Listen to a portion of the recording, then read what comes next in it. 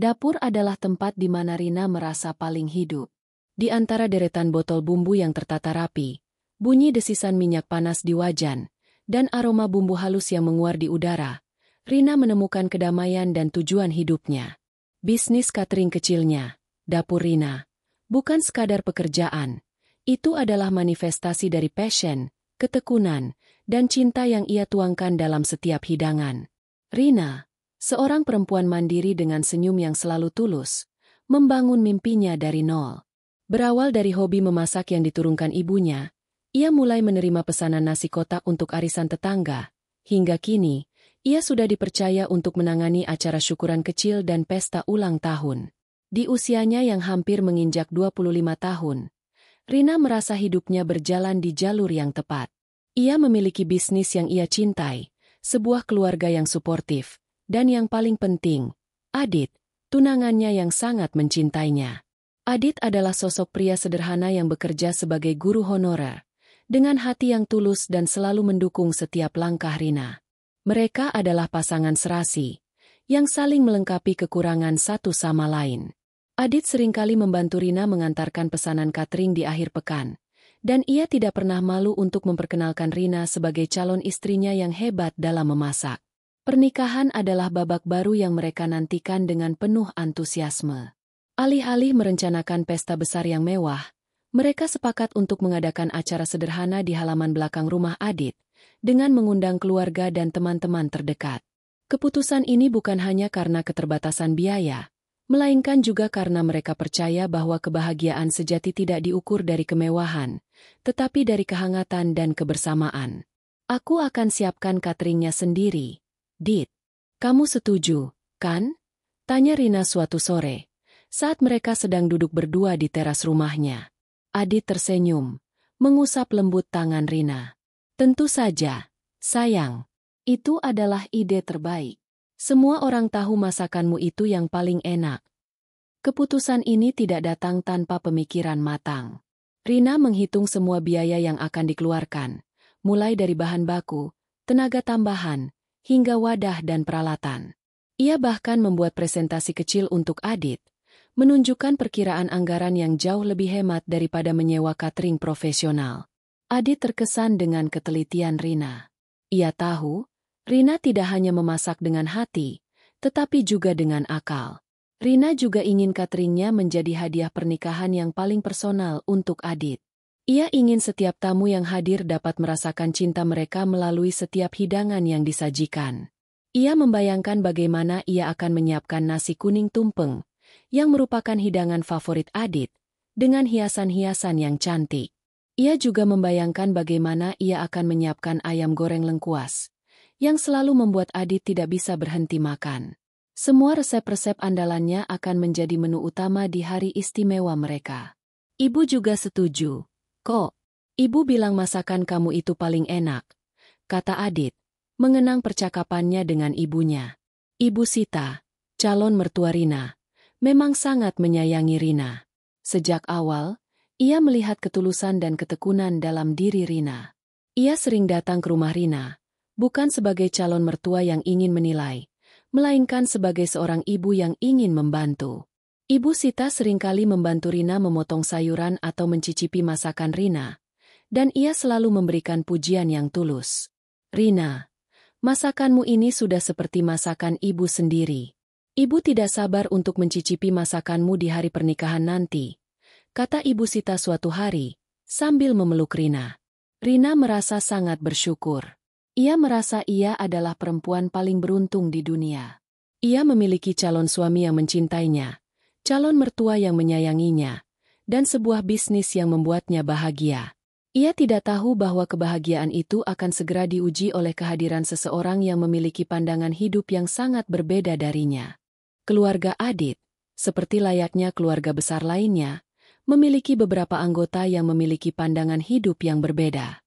Di antara mereka semua, Meli adalah yang paling menonjol. Meli, kakak perempuan Adit, adalah seorang pengusaha sukses yang menikah dengan seorang pria kaya. Ia terbiasa hidup mewah dan menganggap uang adalah segalanya. Pertemuan pertama Rina dengan Meli terjadi saat makan malam keluarga. Rina sudah mendengar banyak cerita tentang Meli dari Adit, tetapi ia tidak pernah membayangkan bahwa Meli akan begitu sombong. Meli datang dengan mobil mewah, mengenakan pakaian desainer, dan membawa tas tangan yang harganya mungkin bisa digunakan untuk biaya pernikahan Rina dan Adit. Ia menyapa semua orang dengan ramah, tetapi di matanya tidak ada kehangatan. Ia menyapa Rina dengan senyum yang dipaksakan. "Jadi, ini Rina, calon adik iparku?" "Manis juga," kata Meli, sambil melirik Rina dari atas ke bawah, seolah-olah ia adalah seorang juri kontes kecantikan yang sedang menilai pesertanya. "Iya, Meli. Ini Rina," jawab Adit, dengan senyum yang tidak sehangat biasanya. "Rina punya bisnis catering." "Loh, Mel, masakannya enak banget," tambah Ibu Sita, mencoba mencairkan suasana. Meli mengangkat alisnya, seolah-olah baru saja mendengar sebuah lelucon yang tidak lucu. "Catering? Maksudnya catering rumahan? Yang masak sendiri, gitu?" tanyanya dengan nada mengejek. Rina merasa tersinggung, tetapi ia mencoba untuk tetap tersenyum. "Iya, Mbak. Saya masak sendiri. Catering saya memang belum besar, tapi saya selalu berusaha memberikan yang terbaik." Meli tertawa. Tawanya terdengar seperti lonceng yang pecah. "Wow, hebat sekali. Zaman sekarang masih ada ya yang mau ribet-ribet masak sendiri untuk acara besar. Apalagi ini pernikahan adikku. Adit, seharusnya kita pakai catering yang profesional dong. Yang sudah terjamin kualitasnya. Yang sudah punya nama. Bukan catering rumahan." Hinaan Meli terasa seperti tamparan keras di wajah Rina. Ia tidak bisa berkata-kata. Ia melihat ke arah Adit, yang hanya bisa menatapnya dengan tatapan penuh maaf. "Meli, jangan begitu. Rina punya niat baik kok. Dia mau bantu kita hemat biaya," kata Adit, mencoba membela Rina. "Hemat biaya? Adit, kamu ini kenapa sih? Ini pernikahanmu, bukan syukuran. Ini sekali seumur hidup. Kamu mau membiarkan tamu-tamu kita makan makanan rumahan yang belum terjamin kebersihannya? Nanti kalau ada tamu yang sakit perut gimana? Gengsi keluarga kita mau ditaruh di mana?" Meli berbicara dengan nada yang semakin tinggi, seolah-olah ia adalah seorang ratu yang sedang berbicara kepada rakyatnya. "Mbak Meli, masakan saya selalu bersih. Saya selalu menjaga kualitas dan kebersihan," kata Rina, mencoba membela diri. "Iya, ya, saya yakin kamu bersih. Tapi, apakah kamu bisa menjamin semua tamu kita akan suka dengan masakanmu? Selera orang beda-beda. Loh, apalagi tamu-tamu kita kan dari kalangan atas. Ya kan? Mereka terbiasa makan di restoran mewah. Masakanmu kan masakan rumahan," kata Meli, sambil menyindir lagi. Rina tidak bisa lagi menahan air matanya. Ia merasa ia adalah seorang pengemis yang sedang meminta-minta belas kasihan. Ia merasa harga dirinya diinjak-injak. Ia berdiri dan berjalan keluar, menuju ke taman di belakang rumah. Adit mengikutinya. "Rina, jangan dengarkan Meli. Dia memang begitu. Dia hanya terlalu khawatir," kata Adit, memeluk Rina erat. "Aku tahu, Dit. Tapi kata-katanya menyakitkan. Dia merendahkan aku. Dia merendahkan bisnisku. Dia merendahkan kita," jawab Rina, terisak. "Maafkan Meli. Aku akan bicara dengannya," kata Adit. Meli memang tidak berhenti sampai di situ. Ia terus menekan Rina, berulang kali mengatakan bahwa bisnis kecil Rina tidak pantas untuk pernikahan sebesar itu. Ia menceritakan kejelekan-kejelekan catering Rina kepada Adit, meskipun Rina tahu bahwa itu semua adalah kebohongan. Namun, Adit tetap membela Rina dan yakin dengan kualitas masakannya. Suatu hari, Rina dan Adit sedang bertemu dengan Meli di sebuah kafe. Meli membuka percakapan dengan topik yang sama. Lagi-lagi, "Rina, kenapa sih kamu masih ngeyel mau pakai cateringmu? Aku sudah pesan catering langgananku. Harganya memang mahal, tapi kualitasnya terjamin. Harganya 100 juta. Aku mau berikan itu sebagai hadiah pernikahan untuk kalian," kata Meli, dengan nada yang sombong. Mata Rina membelalak. "Mbak Meli, saya sudah bilang, saya tidak mau merepotkan. Saya sudah siapkan semuanya." Lagi pula, catering saya juga tidak kalah enak. Enak? Rina, kamu jangan bodoh. Catering rumahan dan catering profesional itu beda jauh. Cateringku itu melayani para pejabat, para artis. Masa kamu mau membandingkan cateringmu dengan catering mereka? Malu dong, kata Meli, tertawa sinis. Rina merasa sangat direndahkan. Ia merasa ia adalah seorang pengemis yang sedang meminta-minta belas kasihan. Ia tidak bisa lagi menahan amarahnya. Mbak Meli, saya tidak butuh belas kasihan Anda. Saya tidak butuh hadiah Anda. Saya hanya mau Anda tahu bahwa saya tidak serendah itu. Saya punya harga diri, kata Rina, dengan suara yang bergetar. Harga diri? Rina, harga diri itu tidak bisa dimakan. Kalau kamu mau punya harga diri, kamu harus kerja keras, bukan cuma mengandalkan bisnis catering rumahan. Bisnis catering rumahan itu tidak akan membuatmu kaya, jawab Meli, dengan nada yang semakin tinggi. Meli, cukup, bentak Adit, yang sudah tidak bisa lagi menahan amarahnya. Kamu jangan menghina Rina. Rina sudah bekerja keras. Dia tidak seperti kamu yang cuma bisa menghambur-hamburkan uang orang tua. Meli terdiam. Ia menatap Adit dengan tatapan tidak percaya. Adit, kamu membela dia? Kamu lebih memilih dia daripada kakakmu sendiri. Tanyanya dengan nada yang terluka. Aku membela kebenaran. Kamu yang salah. Meli, kamu tidak berhak menghina Rina. Dia calon istriku. Dia orang yang paling aku cintai. Jawab Adit, dengan tegas. Meli tidak bisa lagi berkata-kata. Ia berdiri dan meninggalkan kafe itu dengan wajah yang merah padam. Rina dan Adit duduk dalam keheningan. Rina tidak bisa lagi menahan air matanya. Ia merasa sangat sakit hati. Ia merasa sangat direndahkan. Ia merasa bahwa ia tidak akan pernah bisa menjadi bagian dari keluarga Adit selama Meli masih ada. Insiden di kafe ternyata hanyalah awal dari serangkaian perlakuan yang lebih buruk. Meli tidak pernah benar-benar meminta maaf. Sebaliknya, ia menjadikan Rina sebagai musuh pribadi, menganggapnya sebagai ancaman bagi gengsi keluarga. Meli memanfaatkan setiap kesempatan untuk menyudutkan Rina, terutama saat ada acara keluarga besar. Ia akan memulai dengan senyuman manis dan pujian palsu, yang perlahan-lahan berubah menjadi sindiran tajam dan penghinaan yang menyakitkan. Suatu hari, keluarga besar Adit berkumpul di rumah Ibu Sita untuk rapat persiapan pernikahan. Rina datang dengan semangat yang membara, membawa buku catatan dan sketsa menu yang sudah ia rancang dengan hati-hati. Ia ingin menunjukkan kepada semua orang bahwa ia serius dengan cateringnya. Namun, begitu ia duduk, Meli langsung menyambutnya dengan nada yang merendahkan. Rina, kamu sudah cek harga-harga bahan baku cateringmu, kan? Jangan-jangan nanti harganya jadi lebih mahal daripada catering profesional. Hahaha, kata Meli, sambil tertawa sinis. Saya selalu cek harga, Mbak Meli. Saya tahu bagaimana cara mengelola uang dengan baik, jawab Rina, mencoba untuk tetap tenang dan tidak terpancing emosi. Ah, iya. Jangan-jangan nanti para tamu malah nggak suka masakanmu. Kan selera orang beda-beda. Apalagi tamu-tamu kita kan dari kalangan atas. Ya kan? Mereka terbiasa makan di restoran mewah. Masakanmu kan masakan rumahan, kata Meli, sambil menyindir lagi. Rina merasa lelah. Ia melihat ke arah Adit, yang hanya bisa menatapnya dengan tatapan penuh maaf. Ibu Sita mencoba membantu dengan memuji-muji masakan Rina, tetapi Meli tidak peduli.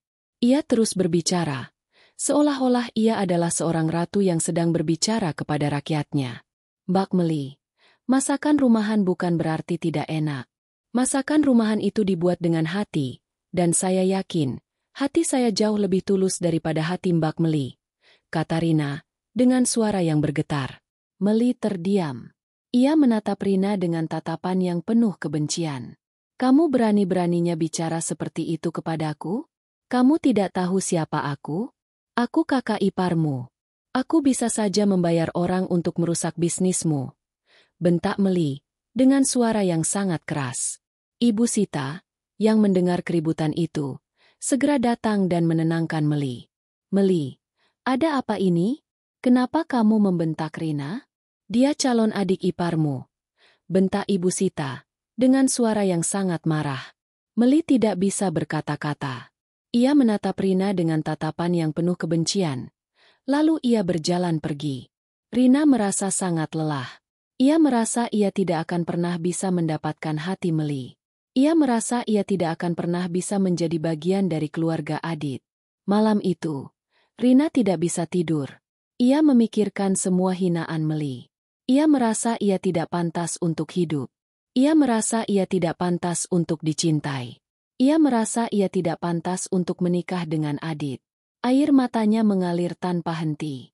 Hinaan-hinaan Meli semakin menjadi-jadi, mencapai puncaknya pada suatu sore.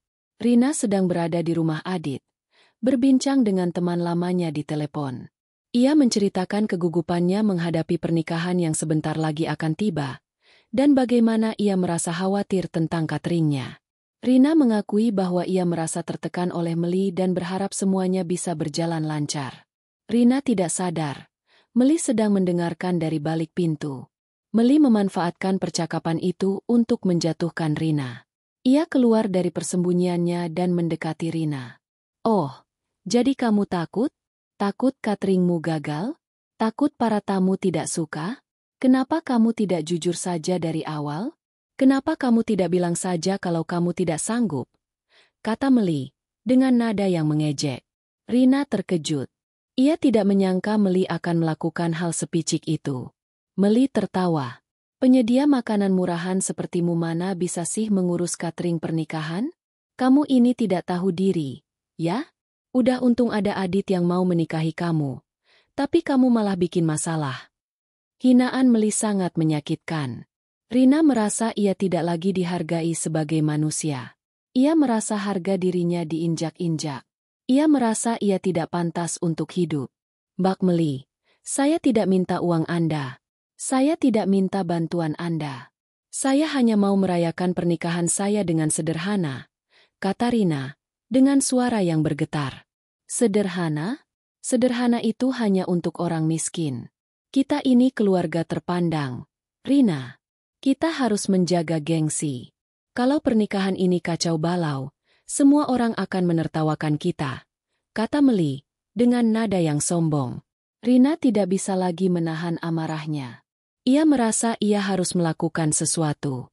Ia tidak bisa lagi membiarkan Meli menginjak-injak harga dirinya. "Baik, Mbak Meli, kalau Anda mau catering yang terjamin, saya akan berikan," kata Rina, dengan nada yang dingin. Meli tersenyum. "Nah, gitu dong. Ini baru namanya calon adik iparku. Jangan merepotkan. Tapi, ada syaratnya. Anda harus membayar cateringnya," kata Rina. Meli terkejut. "Apa? Kamu mau aku yang bayar?" "Tentu. Anda kan yang mau catering mahal," jawab Rina. Meli tertawa. "Rina, kamu ini gila ya? Kamu pikir aku akan bayar 100 juta hanya untuk cateringmu? Saya tidak butuh uang Anda. Saya hanya mau Anda tahu bahwa saya tidak serendah itu," kata Rina. Rina mengambil ponselnya. Ia menelepon catering mewah langganan Meli, dan memesan paket termahal senilai 100 juta rupiah. Meli terkejut. Ia tidak bisa berkata-kata. "Saya sudah bayar lunas, Mbak Meli. Saya harap Anda senang," kata Rina, dengan nada yang dingin. Meli tidak bisa lagi berkata-kata. Ia hanya menatap Rina dengan tatapan tidak percaya. Rina tahu bahwa ia telah melakukan sesuatu yang bodoh, tetapi ia merasa puas. Ia merasa ia telah membalas dendam pada Meli. Ia merasa ia telah membuktikan kepada Meli bahwa ia tidak serendah itu.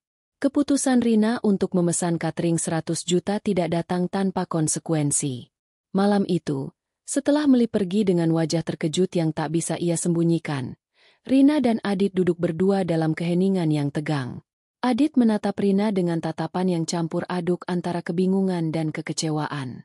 Ia tidak bisa memahami mengapa Rina, yang biasanya begitu tenang dan penuh perhitungan, mengambil keputusan seimpulsif itu. "Rina, kamu serius dengan ini? Kenapa kamu sampai harus memesan catering sebesar itu? Bukankah kita sudah sepakat untuk pakai cateringmu sendiri?"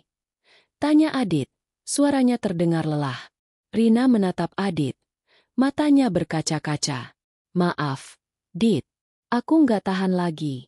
Aku lelah dengan Meli. Dia terus-terusan menghina aku, merendahkan aku, meremehkan bisnisku. Aku harus melakukan sesuatu. Aku harus membuktikan padanya kalau aku tidak serendah itu. Adit menghela napas panjang. Aku mengerti. Sayang. Aku tahu Meli keterlaluan. Tapi, ini pernikahan kita. Pernikahan kita bukan ajang pembuktian. Ini harusnya menjadi momen kebahagiaan kita, bukan ajang balas dendam. Kata-kata Adit menusuk hati Rina. Ia merasa bersalah. Ia merasa ia telah merusak rencana indah yang telah mereka susun bersama. Rina tahu Adit benar. Pernikahan mereka seharusnya bukan tentang Meli. Pernikahan mereka seharusnya hanya tentang mereka berdua, tentang cinta mereka. Kamu benar, Dit. Aku minta maaf. Aku sudah keterlaluan, kata Rina. Air matanya mulai mengalir. Adit memeluk Rina erat. Aku mengerti, sayang. Aku tahu kamu lelah. Aku akan selalu ada di sisimu. Tapi, kita harus membatalkan catering itu. Kita tidak punya uang 100 juta, dan kita tidak bisa membiarkan Meli membayar semuanya. Rina mengangguk. Ia tahu Adit benar. Ia tidak bisa membiarkan harga dirinya dibayar dengan uang 100 juta. Ia memutuskan untuk membatalkan catering itu. Tetapi ia juga memiliki rencana lain. Ia tidak akan membiarkan Meli memenangkan pertempuran ini dengan mudah. Keesokan harinya, Rina menelepon catering 100 juta itu. Ia menjelaskan situasinya, dan ia meminta catering itu untuk tidak datang di hari pernikahan. Rina juga meminta catering itu untuk merahasiakan pembatalan ini dari Meli. Catering itu setuju, dan Rina merasa senang.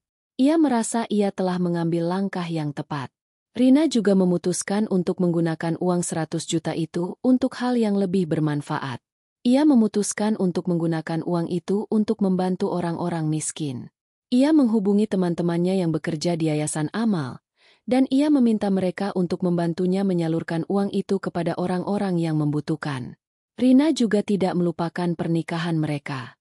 Ia tetap akan menyediakan cateringnya sendiri, tetapi kali ini, ia akan meminta bantuan teman-teman dan tetangganya.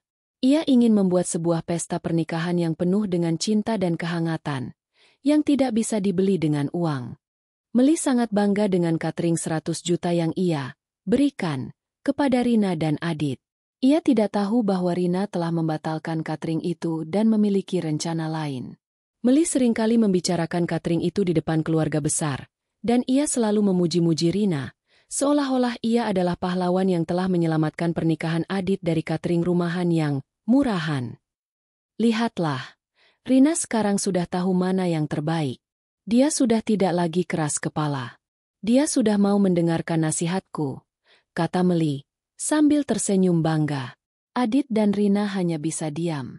Mereka tidak bisa membantah Meli, karena mereka tahu Meli akan membuat masalah yang lebih besar. Mereka memutuskan untuk menunggu hari pernikahan tiba, dan membiarkan Meli terkejut. Rina melanjutkan persiapannya dengan penuh semangat.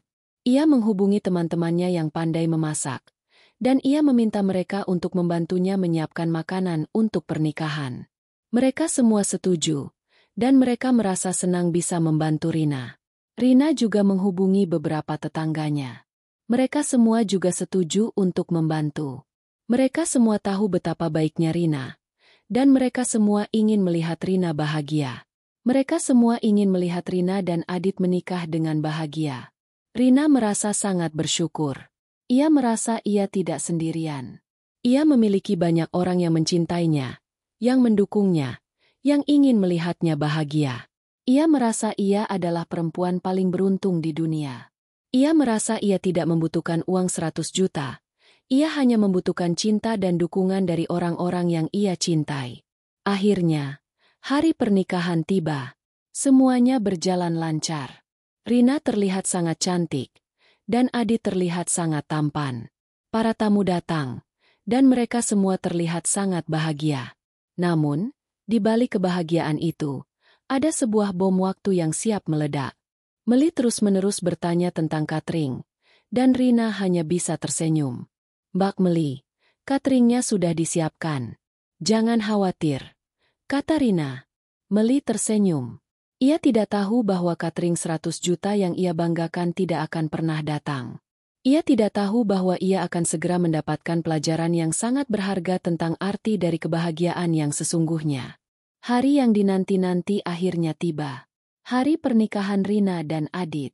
Langit pagi cerah, memberikan kesan bahwa semua akan berjalan dengan sempurna.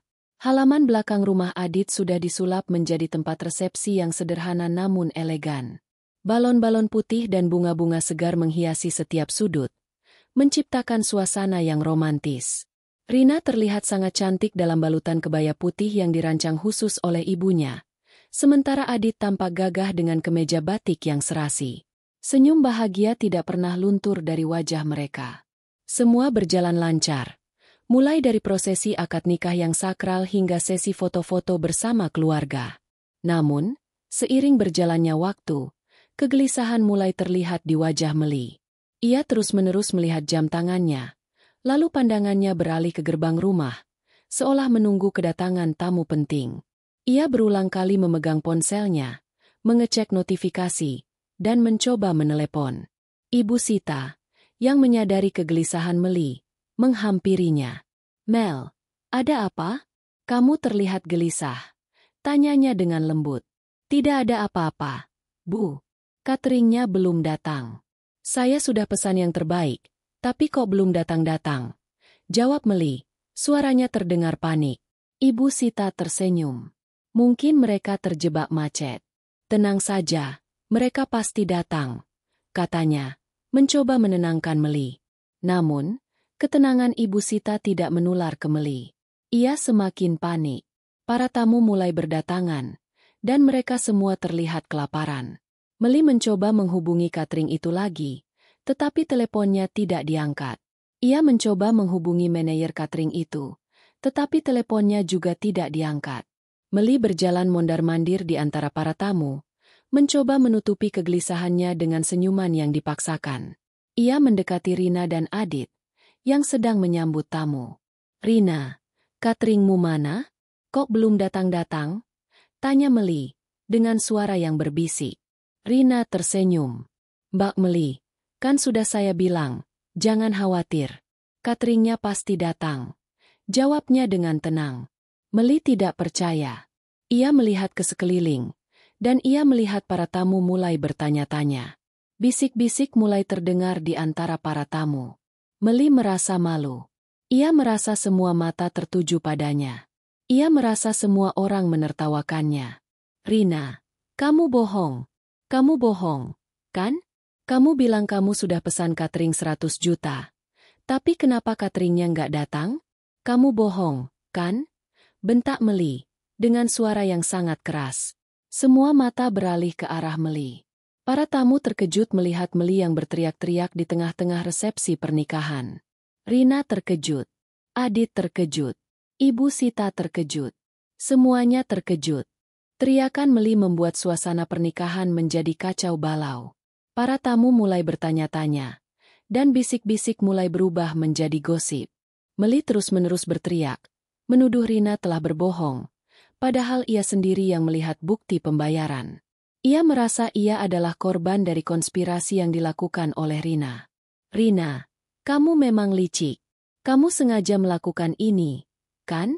Kamu sengaja membatalkan cateringnya, kan? Kamu sengaja mempermalukan aku, kan? Teriak Meli, dengan suara yang sangat keras. Rina tidak bisa berkata-kata. Ia hanya bisa menatap Meli dengan tatapan sedih. Ia tidak menyangka Meli akan bertindak sejauh ini. Ia tidak menyangka Meli akan membuat keributan di hari pernikahannya. Adit, yang melihat Rina menangis, segera datang dan menenangkan Meli. Meli, tenang. Kita bisa selesaikan ini baik-baik. Jangan membuat keributan di sini, katanya. Tenang? Gimana aku bisa tenang? Catering 100 juta yang aku bayar tidak datang. Para tamu kelaparan. Semua orang menertawakanku. Kamu suruh aku tenang. Bentak Meli. Ibu Sita, yang melihat Meli semakin tidak terkendali, segera meminta Meli untuk tenang. "Meli, Ibu mohon, jangan membuat keributan. Ibu tahu kamu kecewa, tapi jangan seperti ini," kata Ibu Sita. Namun, Meli tidak peduli. Ia terus-menerus menuduh Rina. Ia terus-menerus berteriak. Ia terus-menerus membuat keributan. Para tamu mulai merasa tidak nyaman. Mereka mulai berjalan pergi. Mereka mulai meninggalkan resepsi. Pernikahan Rina dan Adit, yang seharusnya menjadi momen kebahagiaan, berubah menjadi mimpi buruk. Rina merasa sangat malu. Ia merasa ia telah mempermalukan Adit. Ia telah mempermalukan keluarganya. Ia merasa semua yang telah ia rencanakan hancur lebur. Ia merasa ia adalah kegagalan. Di tengah kekacauan itu, Rina mendengar suara klakson mobil. Ia melihat sebuah truk masuk ke halaman belakang rumah. Ia melihat teman-temannya keluar dari truk itu, membawa nampan-nampan besar berisi makanan. Rina tersenyum. Ia tahu bahwa ia tidak sendirian. Ia tahu bahwa ia memiliki orang-orang yang mencintainya, yang mendukungnya, yang ingin melihatnya bahagia. Di tengah kekacauan yang diciptakan oleh Meli, muncullah truk yang ditunggu-tunggu. Namun, bukan truk catering mewah berlabel emas yang Meli banggakan, melainkan sebuah truk kecil yang disopiri oleh teman-teman Rina.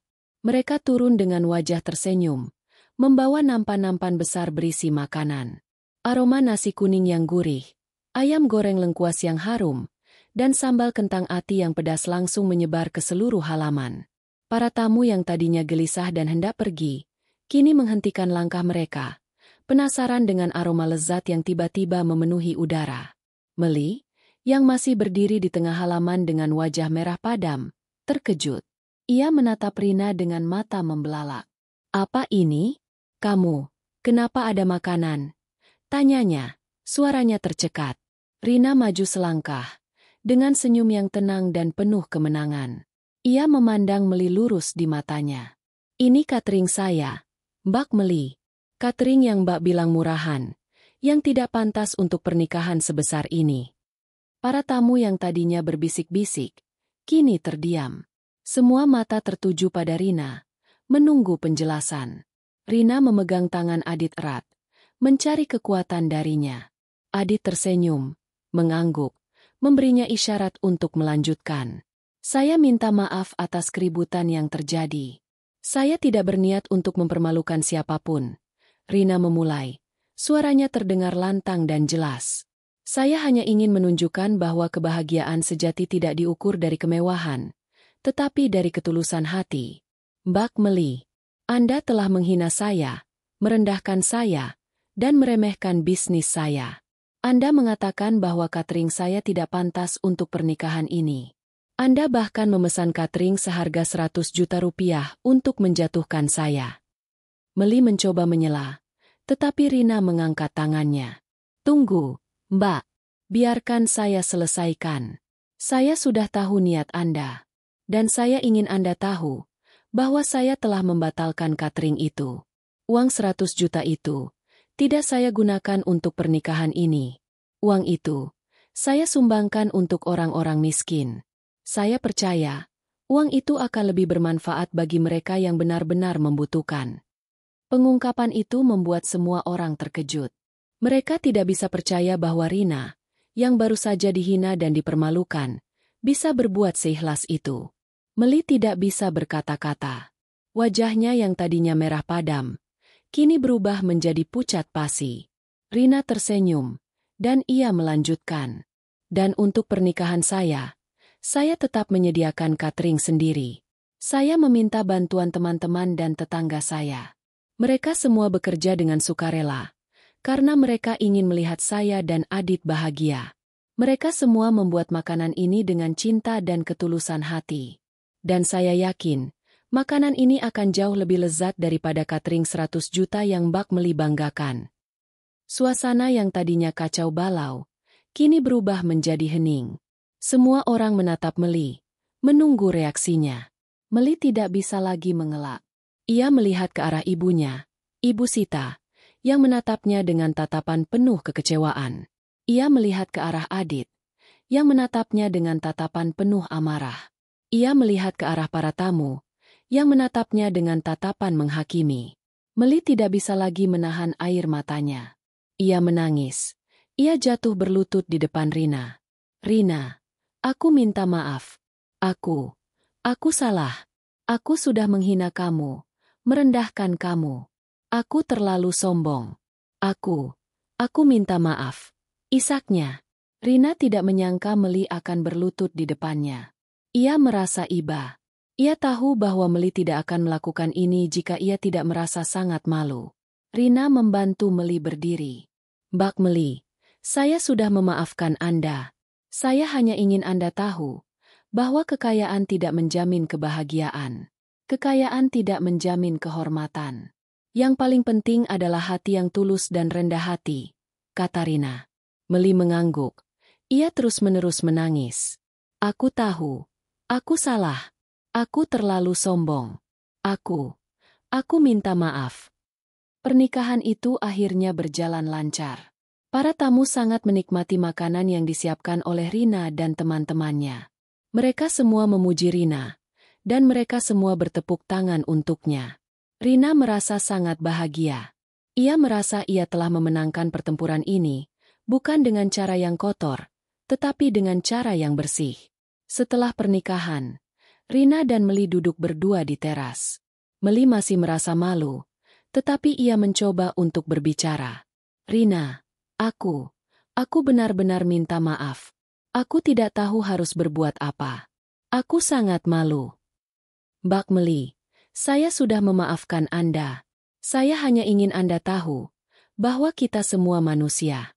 Kita semua bisa membuat kesalahan. Yang paling penting adalah kita belajar dari kesalahan kita, kata Rina. Meli mengangguk. Ia memeluk Rina erat. Terima kasih, Rina. Terima kasih banyak. Kamu adalah orang yang sangat baik. Rina membalas pelukan Meli. Ia merasa ia telah memenangkan pertempuran ini. Ia telah memenangkan hati Meli. Ia telah memenangkan harga dirinya. Ia telah memenangkan pernikahannya. Setelah pengakuan dosa Meli di depan semua tamu, hubungan antara Rina dan Meli tidak lagi sama. Namun, kali ini, perubahannya ke arah yang jauh lebih baik. Meli, yang selama ini terbiasa hidup dalam gengsi dan kesombongan, akhirnya menyadari bahwa semua yang ia miliki tidak ada artinya jika ia tidak memiliki hati yang tulus. Rasa malu dan penyesalan yang mendalam menggerogoti dirinya, tetapi juga membuka matanya. Ia menyadari bahwa ia telah melakukan kesalahan besar dengan menghina Rina. Suatu sore, Meli datang ke rumah Rina. Kali ini, ia datang tanpa mobil mewah, tanpa tas tangan bermerek, dan tanpa senyum palsu. Ia datang dengan hati yang tulus, dan ia membawa sebuah kotak makan berisi masakan buatannya sendiri. Rina, aku buat ini untuk kamu. Aku tahu ini tidak seberapa, tapi aku ingin kamu mencicipinya, kata Meli, suaranya bergetar. Rina tersenyum. Ia mengambil kotak makan itu, dan ia mencicipi masakan Meli. Masakannya enak, tetapi Rina bisa merasakan bahwa masakan itu tidak dibuat dengan hati. Terima kasih, Mbak Meli. Masakannya enak, kata Rina. Meli tersenyum. Aku tahu masakanku tidak seenak masakanmu. Aku sadar. Memasak itu bukan hanya soal rasa, tapi juga soal hati. Aku ingin belajar darimu, Rina. Aku ingin belajar bagaimana cara memasak dengan hati. Rina terkejut.